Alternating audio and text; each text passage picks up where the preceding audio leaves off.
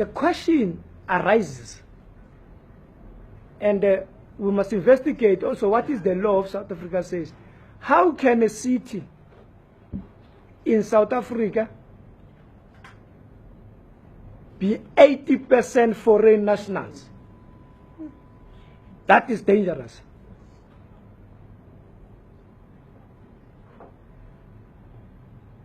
That in Hillbrow and the surrounding areas, South Africans have surrendered their own city to the foreign nationals. The nation should discuss that particular question. You won't find South Africans in other countries dominating a city into 80%. Because if we do not debate that, that necessarily means the whole South Africa could be 80% dominated by foreign nationals. And the future president of South Africa could be a foreign national. We are surrendering our land. And it is not xenophobia. To talk truth, we fought for this land. From a white minority, we cannot surrender it to the foreign nationals.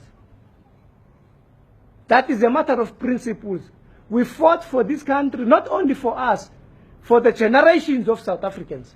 The arms that are being used here in Hillbrow are arms of war, which are unlicensed.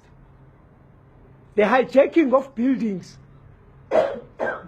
here in Hillbrow is a sign of taking over power.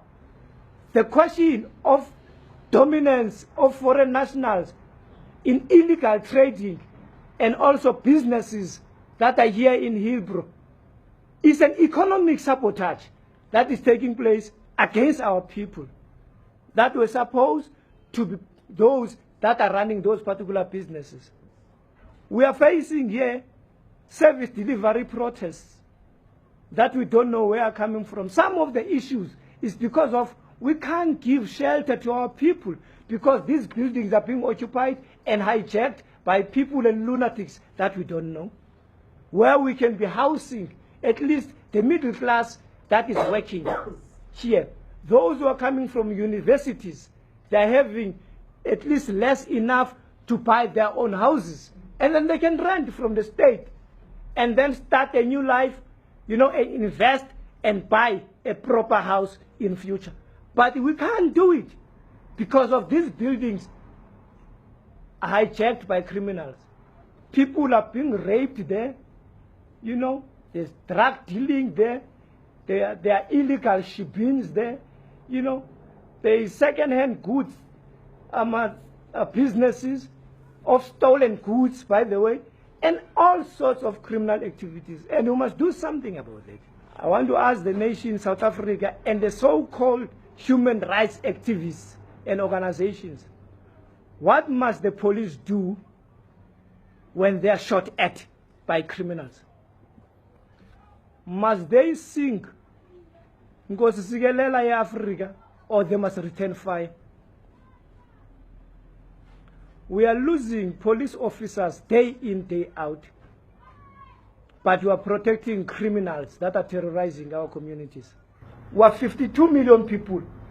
If each and every of us can be a police officer and fight against crime, we will squeeze crime in South Africa.